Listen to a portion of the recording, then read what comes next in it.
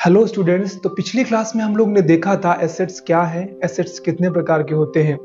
आज की ये क्लास बेस्ड है जनरल एंट्रीज पे। आज की इस क्लास में हम लोग देखने वाले हैं कि अगर एसेट्स का परचेज और सेल होगा, उन्हें हमें टैली में फीड करना है तो उन्हें हम सीआर या डीआर में कैसे कन्वर्ट करेंगे। तो अगर आपने पिछली क्लास नहीं देखा, एसेट्स पहचानना आपको नहीं आता है, तो मैं आपसे पहले रिक्वेस्ट करूंगा कि आप पिछली क्लास को देखिए। लिंक आपको डिस्क्रिप्शन में मिल जाएगा, जाइए वहां से उस क्लास को देख लीजिए। इसके बाद ही आप इस क्लास को देखिए तो आपके लिए बेनिफिशियल होगा। हाँ, एक चीज की और अश्योरिटी देता हूं, आज की अगर आप ये क्लास देखेंगे तो आपको जनरल एंट्रीज जितनी भी सीआर डीआर में आपको कन्वर्जन होगा, जिन्हें आपको बाई और टू में कन्वर्जन होगा, वो आपको बहुत ही आसान लगेगा। क्लास स्टार्ट करने से पहले एक रूल लिखा हुआ है आपके सामने, उसको लिख लीजिए। रूल है, जब भी आपके फर्म के एसेट्स बढ़ेंगे उन्हें आप बाई या डीआर करेंगे, और जब भी आपके फर्म के एसेट्स घटेंगे उन्हें टू या सीआर करेंगे। मतलब क्या हुआ? मतलब ये हुआ कि अगर सपोज आप एग्जांपल समझिए, आपकी एक छोटी सी शॉप है, एक छोटी सी दुकान है, जहां पर जब आपने दुकान स्टार्ट की थी तो तिजोरी में आपके 1 लाख रुपए पड़ा हुआ है। 50,000 रुपए आपने एसबीआई बैंक में डाला हुआ है। टोटल मिला के आपके पास यहाँ पर 50,000 रुपए एसबीआई बैंक में और 1 लाख रुपए की नगद यानी कैश, इतना तो आपके पास करंट एसेट्स है। इसके अलावा आपके पास फर्नीचर 10-20-30,000 रुपए का पड़ा हुआ है, या 30,000 रुपए का फर्नीचर पड़ा हुआ है। अब इसके आगे की प्रोसेस हो रही है। मान लीजिए, समझिए यहाँ पर क्या है, तो टोटल आपके पास एसेट्स कितने हैं? आपके पास एसेट्स यहाँ पर टोटल मिलाकर आप देखेंगे तो बता रहा हूं मैं आपको 1,80,000 रुपए के अभी हैं। ठीक है, 1,80,000 रुपए में से 1 लाख रुपए कैश इन हैंड है आपके पास, 50,000 रुपए आपके एसबीआई बैंक में पड़ा हुआ है, और 30,000 रुपए का फर्नीचर है आपके पास। अब आगे की प्रोसेस ये है कि सपोज आप कंप्यूटर परचेज करते हो, तो जब आप कंप्यूटर परचेज करने के लिए जाओगे तो परचेज कंप्यूटर आपका 30,000 रुपए का मिला सपोज, तो वहां से क्या होगा, आप 30,000 रुपए का कंप्यूटर ले लोगे। ठीक है, क्या वो आपको सिर्फ 30,000 रुपए का कंप्यूटर डायरेक्टली मिल जाएगा? नहीं, ऐसा नहीं है। आपको 30,000 रुपए का जब कंप्यूटर मिलेगा, उसके बदले आपको वहां पे 30,000 रुपए कैश देना पड़ेगा। इससे क्या होगा, चीजों में क्या अंतर आएगा समझिए। यहां से आपकी जो प्रॉपर्टी थी, जिसमें मात्र 3 चीजें थी पहले, जिसमें एक था आपका एसबीआई, दूसरा था आपका कैश, और तीसरा था फर्नीचर। आज एक चौथी चीज जुड़ जाएगी, प्लस होगी, वो होगा लैपटॉप। तो चौथी चीज जो जुड़ेगी वो लैपटॉप होगा, लेकिन एक चीज माइनस भी होगी। वो क्या होगा? वो कैश। ध्यान रखिए, पूरा का पूरा माइनस नहीं होगा, मात्र 30,000 रुपए माइनस होगा। तो यहां पर होगा क्या रहा है, प्लस में लैपटॉप आएगा और माइनस में यहां पर कैश आएगा। बस यहीं से हमें जनरल एंट्रीज का कॉन्सेप्ट समझना है। जब भी प्लस वर्ड आएगा वहां पर हम यूज करने वाले हैं बाई या डीआर का, और जब भी माइनस वर्ड आएगा वहां पर हम यूज करने वाले हैं टू या सीआर का। और ज्यादा अच्छे एग्जांपल समझने के लिए अगला एंट्री आपके सामने लिखी हुई है। एंट्री लिखी है, firm purchased land of 5 lakh and sold building of 15 lakh.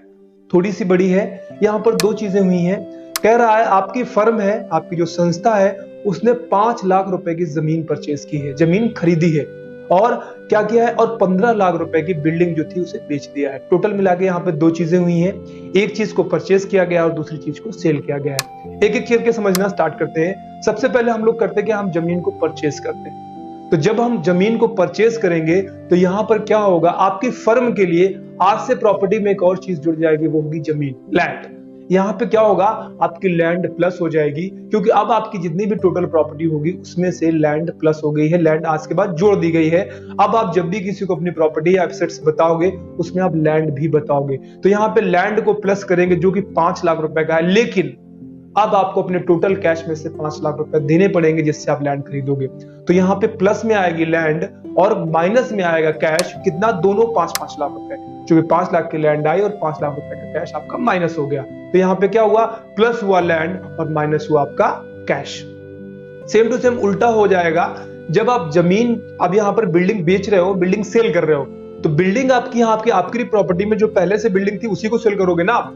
तो जो बिल्डिंग आपकी बिकेगी, तो बिल्डिंग उस समय माइनस हो जाएगी, जितने की है उसकी प्राइस लिखेंगे, तो माइनस में बिल्डिंग आएगा 15 लाख रुपए, 15 लाख। उसके बदले आपको कैश मिल जाएगा कितना? 15 लाख रुपीस। तो यहाँ पे माइनस में बिल्डिंग 15 लाख और प्लस में कैश 15 लाख। टोटल मिलाकर होगा क्या, plus land 5 lakh, minus cash 5 lakh, plus फिर माइनस बिल्डिंग 15 लाख और प्लस में कैश 15 लाख। अब आपको करना क्या है, आपको इसको कन्वर्ट करना है सीआर और डीआर में। तो बिल्कुल ही मैंने आपको पहले बता दिया, प्लस सिंबल को हटाते जाइए, वहां पर आप डीआर या बाई जो भी आप चाहे यूज कर ले। फिलहाल हम लोग बाई वर्ड का यूज करेंगे और टू वर्ड का यूज करेंगे। सीआर और डीआर और बाई और टू में कोई फर्क नहीं है। बाई को ही हम लोग डीआर बोलेंगे डेबिट, और टू को ही हम लोग सीआर बोलेंगे क्रेडिट। तो जहां पे भी मैं टू वर्ड का यूज करूंगा उसको आपको समझना है क्रेडिट, और जहां पे भी मैं बाई वर्ड यूज करूंगा उसको आपको समझना है डेबिट। तो यहां पर अब हम कन्वर्ट कर रहे हैं, तो यहां पर लैंड चूंकि प्लस था तो उसे हम लिखेंगे by land account 5 lakh rupees. By में क्यों लिखेंगे, क्योंकि वहां पे प्लस था, और फिर उसके नीचे आएगा कैश, माइनस में था तो लिखेंगे to cash account 5 lakh rupees.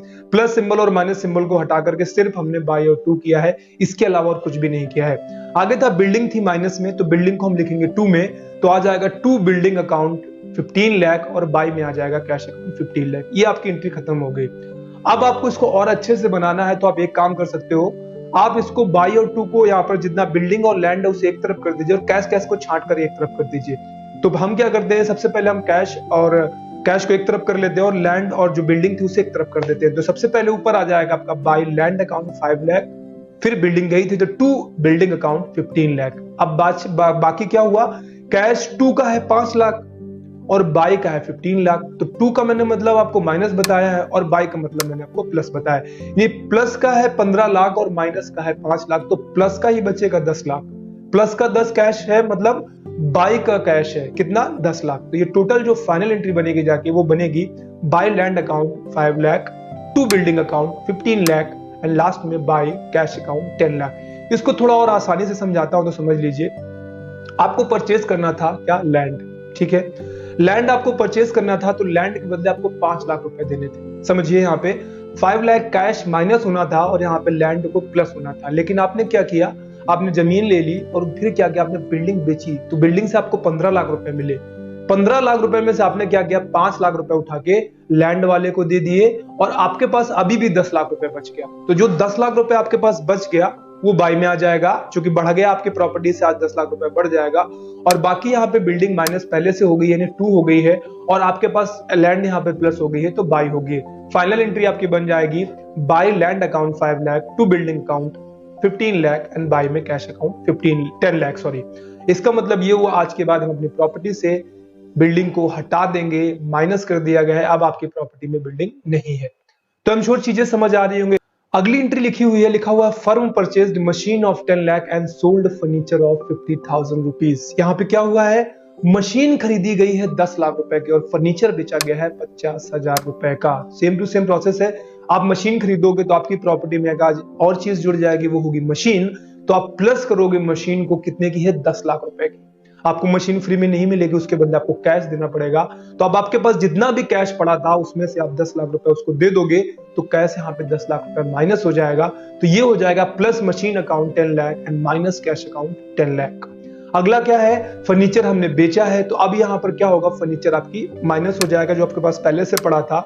तो यहाँ पर हम क्या करेंगे, माइनस फर्नीचर करेंगे, कितने का है, 50,000 रुपए का, और प्लस में करेंगे कैश 50,000 रुपए का। अब करना क्या है, आपको बस इसको कन्वर्ट कर देना है बाई और टू में। तो जहां जहां पे प्लस लिखा है वहां पे आप बाई कर दीजिए, और जहां जहां पे माइनस लिखा है वहां पे आप टू कर दीजिए। तो ये बन जाएगा आपका by machine account 10 lakh and to cash account 10 lakh, to furniture account 50,000 rupees and by cash account 50,000 rupees.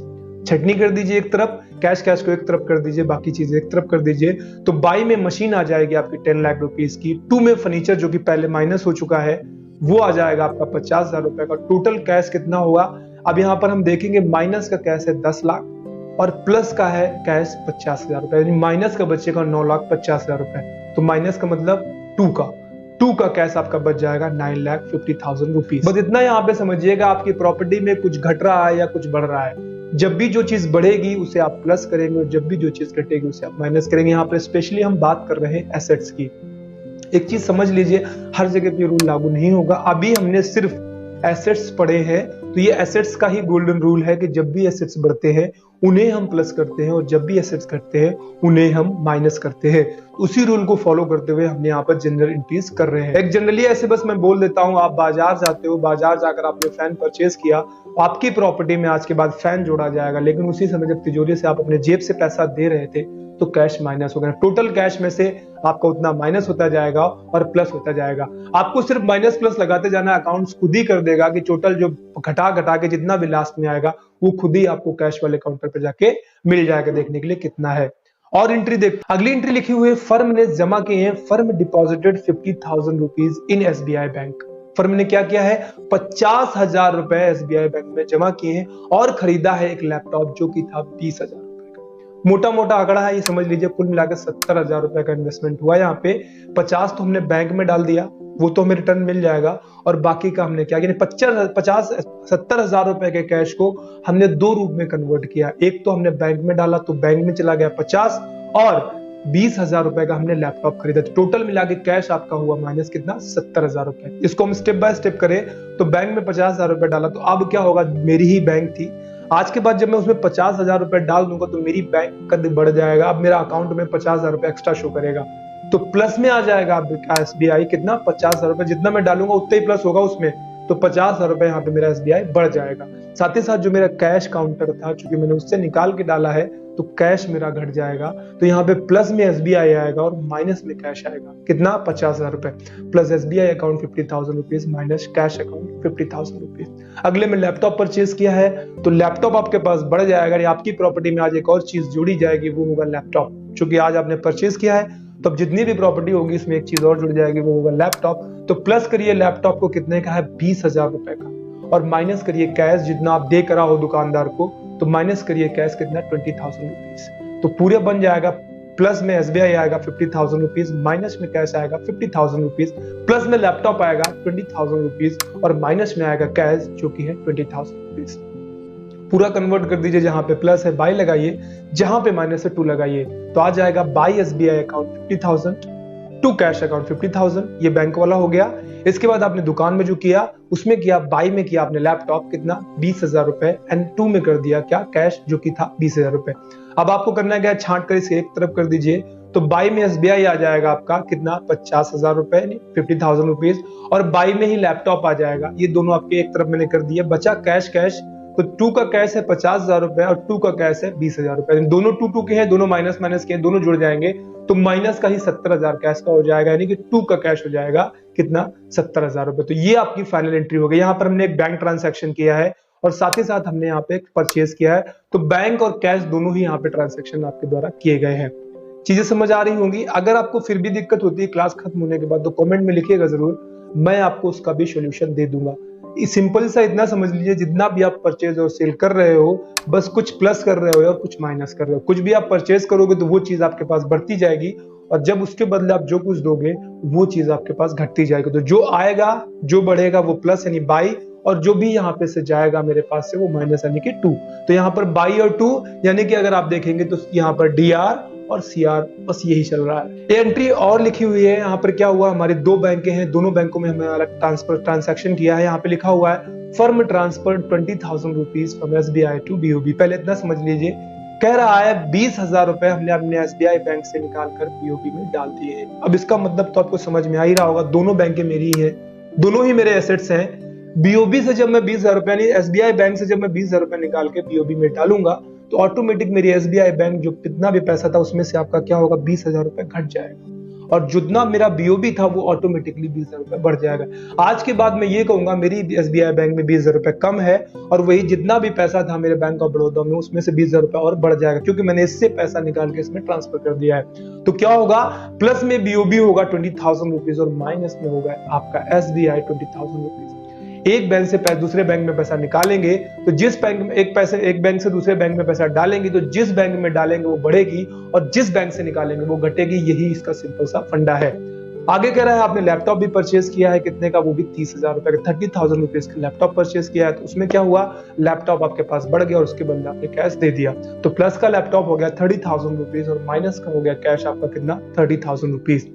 अब आपको बाई और टू में कन्वर्ट करना है तो आप सिंपली इसे कन्वर्ट कर सकते हैं। यहाँ पे कैश ज्यादा आया नहीं है, सारे ट्रांजेक्शन अलग अलग है, तो इन्हें आप सारा अलग अलग बना लीजिए।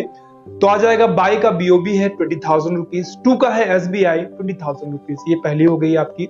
और दूसरा जिसमें हमने लैपटॉप परचेज किया है उसका हो जाएगा आपका, बाई का लैपटॉप हो जाएगा 30,000 रुपीज और टू का हो जाएगा आपका कैश 30,000 रुपीज। तो ये आपकी फाइनल एंट्री कंप्लीट हो गई है। अगली एंट्री यहाँ पे लिखी हुई है, लिखा हुआ है फर्म ने परचेज की है बिल्डिंग जो की है 20 लाख रुपए की। 20,000 रुपीज की बिल्डिंग फर्म ने परचेज की है, जिसमें से 10 लाख रुपए कैश में पे किया और 10 लाख रुपए के चेक दिए। बहुत सिंपल सा फंडा है।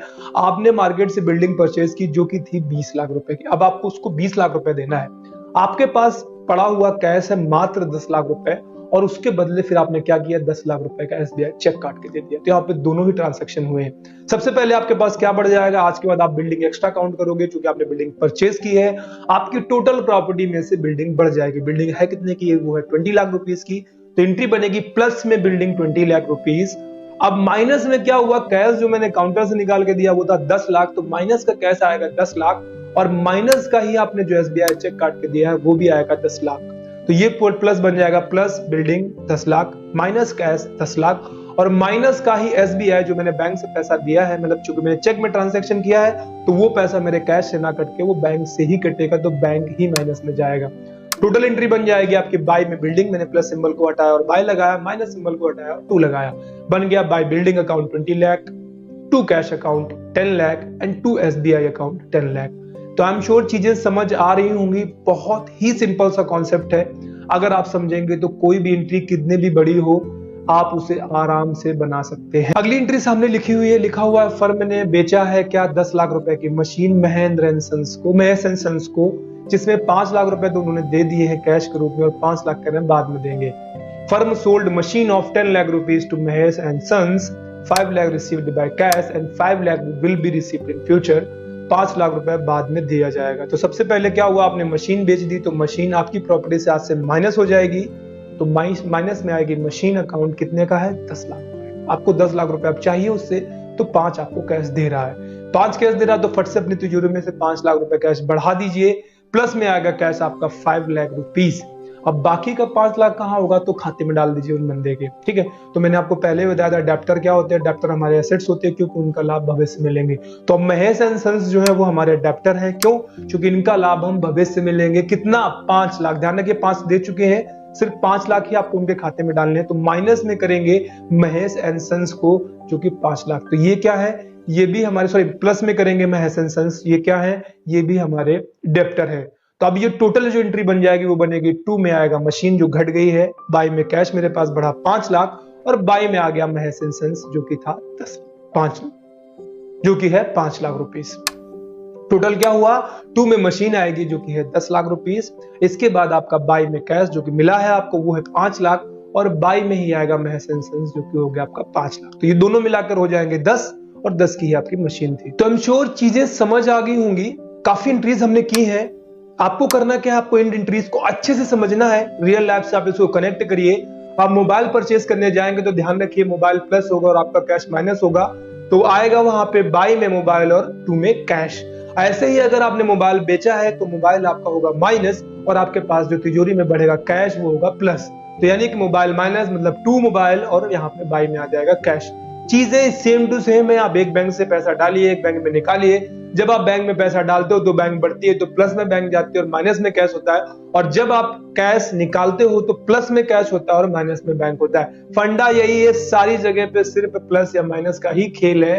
अगर आप इसको आसानी से समझ गए कि ये एसेट्स है और इसका रूल ये है, तो कितनी भी बड़ी एंट्री हो उससे कोई फर्क नहीं पड़ता है, आप उसे बड़े आसानी से बना पाओगे।